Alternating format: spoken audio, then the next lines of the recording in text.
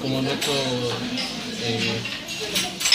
escuchas pueden saber, ¿qué se hace el día domingo a las 3 de la tarde? ¿Se está en la mesa comiendo algo rico o se está en el mall? Le dejo la inquietud a nuestros participantes. Se incorpora a nuestra discusión y saludamos a Carlos Covarrubias, quien viene también a esta mesa recurrentemente, activo, participante de este club de debates. Carlos, tu opinión respecto a los cambios que ha tenido este mejoramiento de los derechos de la mujer y los efectos sociales que ella tiene en la familia, en el trabajo. Cuando se habla de discriminación positiva, se entiende crear cupos para la mujer o para la minoría étnica o para las personas con diferente orientación sexual. Sin embargo, esa creación de cupos, a mi punto de vista, tiene un lado muy negativo. Y yo lo puedo documentar en base a mi propia experiencia. Pero por otro lado, existe otra discriminación positiva que me voy a pasar a referir en un minuto más. La discriminación positiva de creación de cupos imprime un cierto ritmo en las relaciones laborales, lo que tú decías, ambiente laboral. ¿Por qué? Porque hay gente que se siente capacitada, yo decía, este puesto es mío. Y después, porque por el cupo le tocó a otra persona que era de una minoría étnica o era mujer. Entonces comienza un alto grado de malestar, porque la selección no se eligió al mejor, sino que se eligió por el cupo.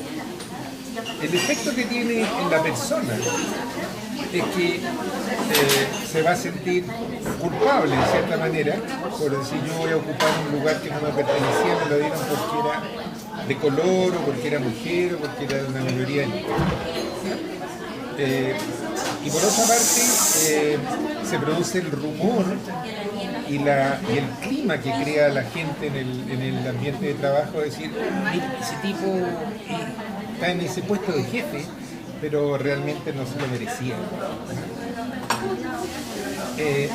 Ha pasado, yo lo estoy mirando esto desde el punto de vista de mi experiencia en Inglaterra, que a mí me tocó ser oficial para elegir y estar presente para garantizar el libre acceso de los grupos que estaban discriminados, que no fueran discriminados en las entrevistas, que tuvieran acceso, que se presentaran todas las condiciones para que ellos pudieran ser elegidos. Garantizar su derecho. Garantizar su derecho. Y asegurarse de que no habían palabras ofensivas, que no habían actitudes equivocadas. Luego, uno pasa a escuchar una serie de argumentos, de rumores, de dichos, en que la gente que fue elegida en esas condiciones, y se da también ese fenómeno, lo escuché en Estados Unidos, que se sentían mal. Yo no quiero ir a ocupar el cupo ese. No me siento lo suficientemente capaz, yo voy a postular, pero que no me lo den porque soy latino. Yo quiero que me lo den porque soy capaz.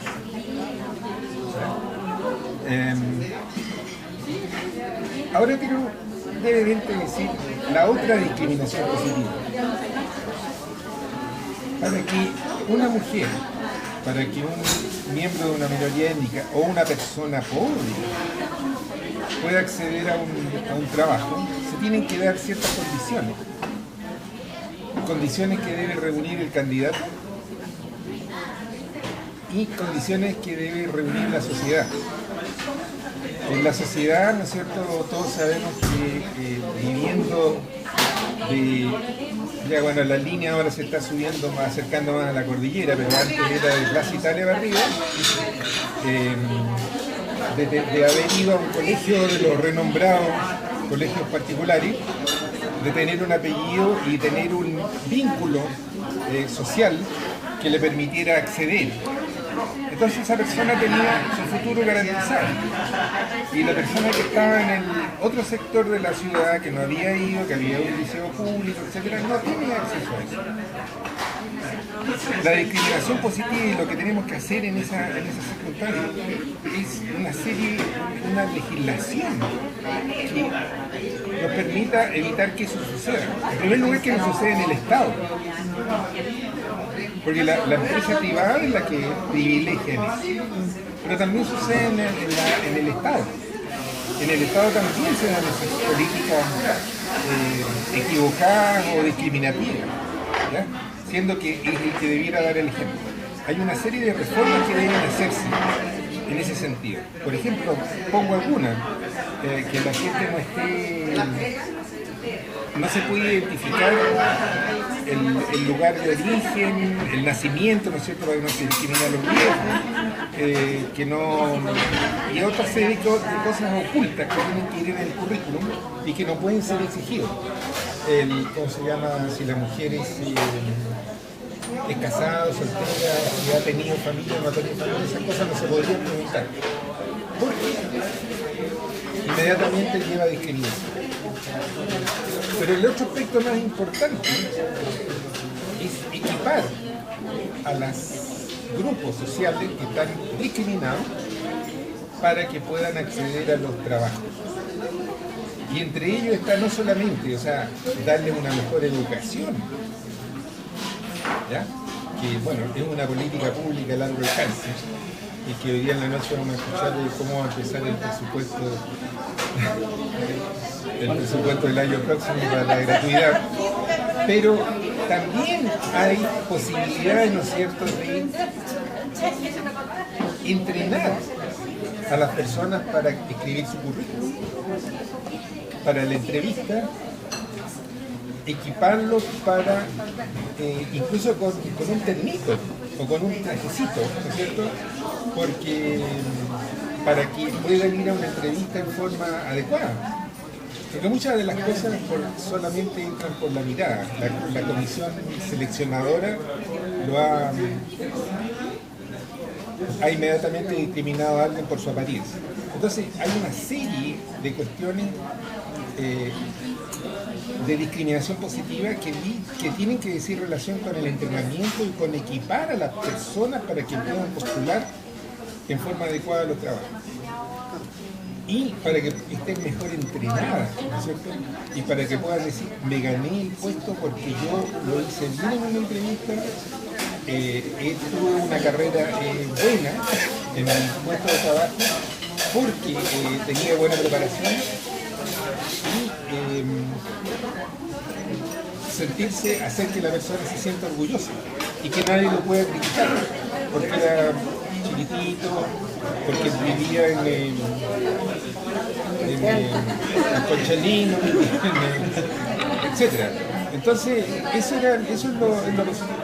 Entonces, que la persona pueda sentirse segura, tranquila y pueda gozar, ¿no es cierto?, pueda entender el motivo y sentir orgullo de lo que hizo y no ir con la eterna desventaja de inferioridad que crea una posición social.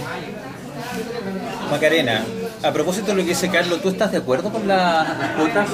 Las cuotas, estas que aseguran una cuota mínima en el Parlamento. Decíamos al inicio que en promedio los países que han implementado estas leyes de cuotas, que han establecido Chile un proyecto que está dentro de la ley binominal,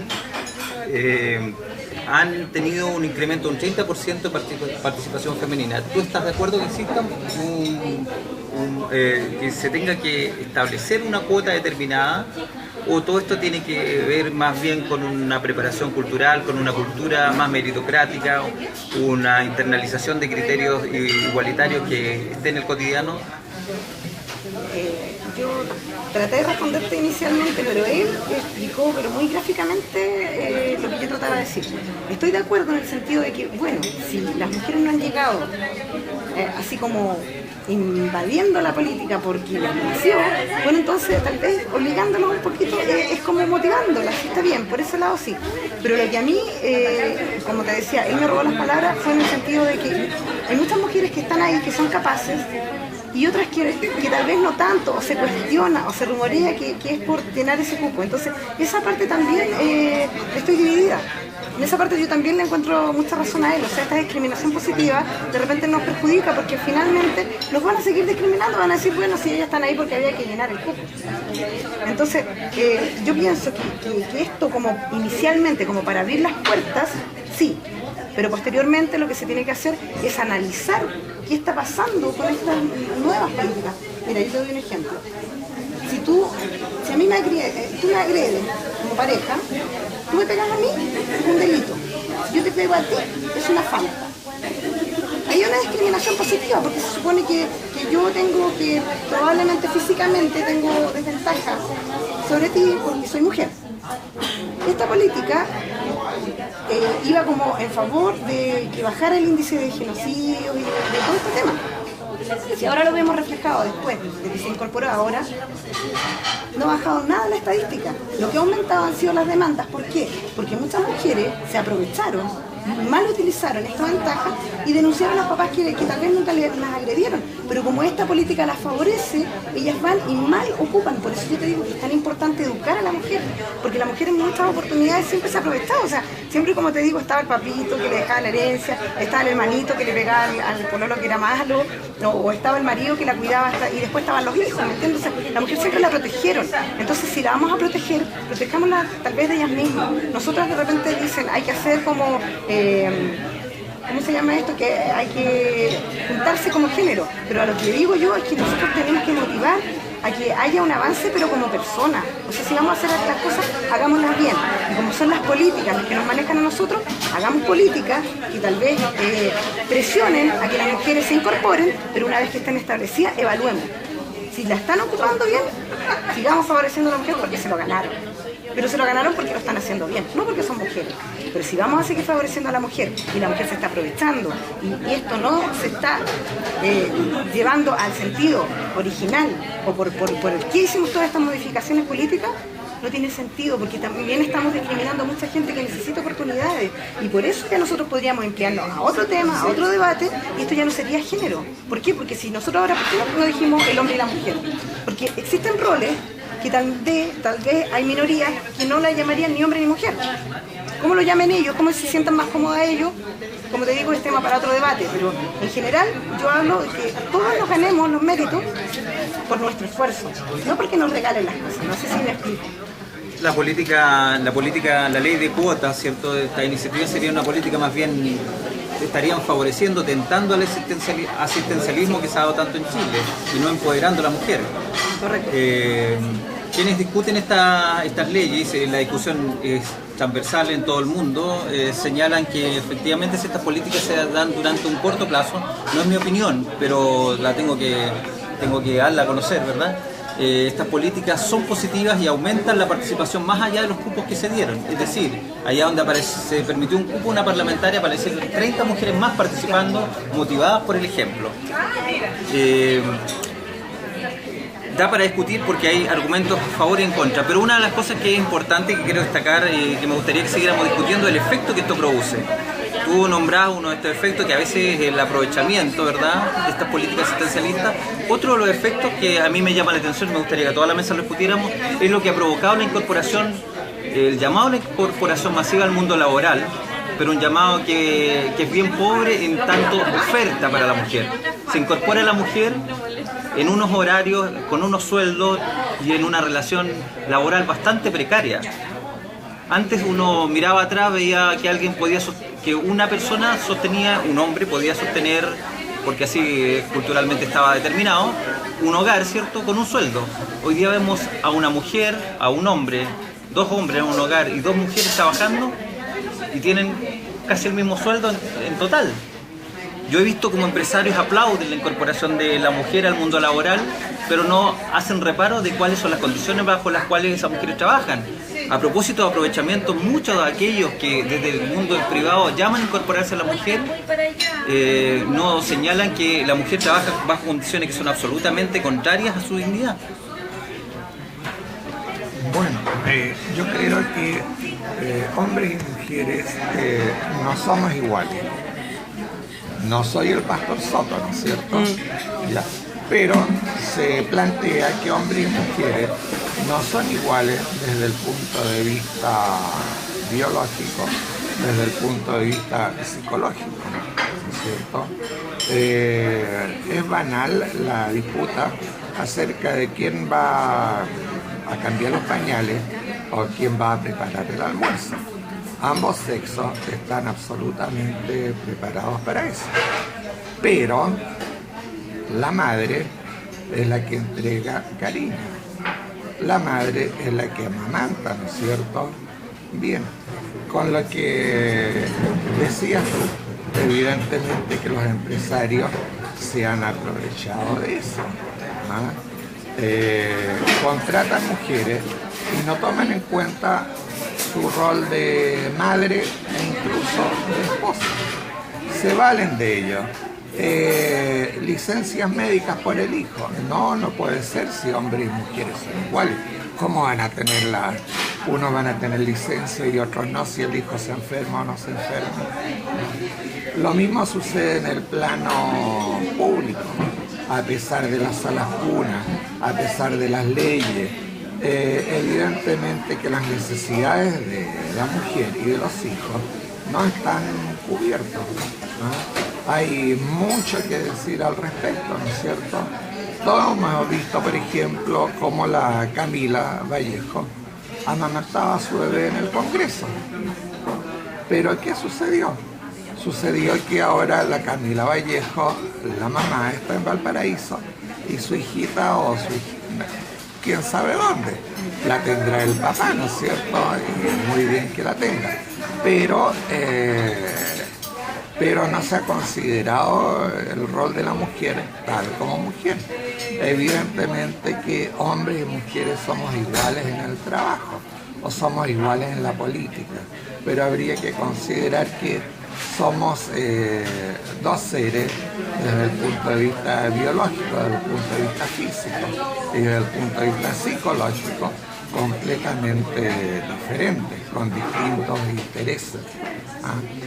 Si yo retrocediera a 40 años y me dijeran tienes que cuidar a tu bebé, cambiarle los pañales y hacer, yo evidentemente que lo hago, ¿no es cierto? Pero si me dicen tienes que amamantar a tu guagua, Se complica. ahí me complico porque no sé qué es eso, ni nadie me puede. Bien, eso sería. Me llama la atención lo que usted acaba de plantear porque recordé una discusión que hubo en Europa a propósito de esto en una empresa española. Estamos hablando del seguimiento que se hizo a empresas españolas que eran más bien progresistas, que habían permitido que un tercio de la jornada laboral se redujera o se permitiera dedicar a los hijos para hombres. Es bien interesante. Empresas progresistas y ONG que estaban a favor de promover la igualdad de género.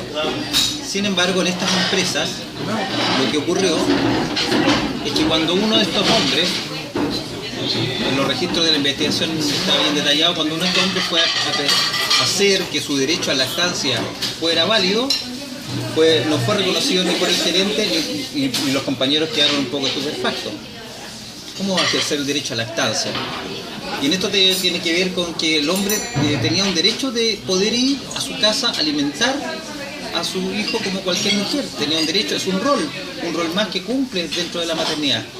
Ahí hay un tema importante que tiene que ver con que no solamente, por cierto, la política pública tiene que promover estas cosas, pero ya se están dando estos cambios a nivel privado, pero no son cambios que son lineales. Hay empresas y organizaciones que promueven esto de manera muy fuerte, muy progresista.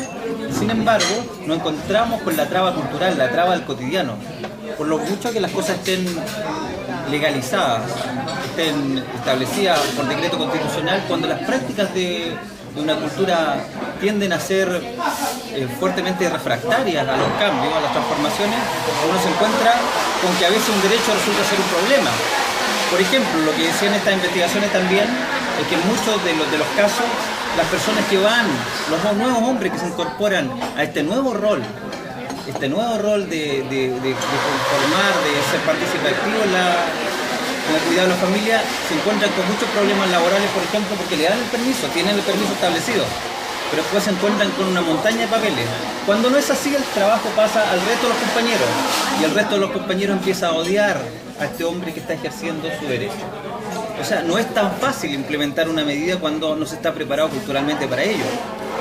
La medida no es netamente individual, no le afecta a él, sino que afecta a todo el grupo. En este caso, cuando una medida se hace a favor de una mujer, está afectando el rol que tiene como mujer, como trabajadora, como mujer capaz de amar, como mujer capaz de compartir socialmente, como mujer capaz de producir, etc. Pero también al hombre que está al lado de ella, a los hijos que están al lado de ella, que también son entes, no son entes pasivos en esa familia y que obviamente tienen efectos. Yo quiero aportar 3 puntos fundamentales. Uno, no podemos olvidar que las políticas hoy en día están dirigidas desde hace mucho tiempo. O sea, la presidenta actual lleva un periodo y no ha terminado otro. Entonces, los presidentes anteriores fueron hombres, o sea, las políticas fueron hechas desde una mirada de hombres. La mujer ha ganado mucho terreno, uno de ellos es tener un ministerio propio, el Ministerio de la Mujer. Hoy en día tiene beneficios de lactancia, beneficios de salacuna, pero todas estas políticas son enfocadas desde el punto de vista de una mirada masculina. Otro punto importante que quiero destacar es el punto de la familia. Se ha perdido lo que es hoy en día lo que es la formación de una familia. La mujer ha ganado mucho terreno en lo que es ser profesional, pero se ha perdido el vínculo familiar. Y por último, el punto que quiero señalar es el punto de miremos cómo está nuestra América del Sur. Argentina tiene una presidenta mujer. Perú es muy probable que tenga una presidenta mujer, Brasil también. Entonces, la mujer ha ganado terreno, pero ha perdido lo que son la conformación de una familia. Y las políticas que hoy día se están implantando son políticas de hace mucho tiempo que la han formado gobiernos de hombres.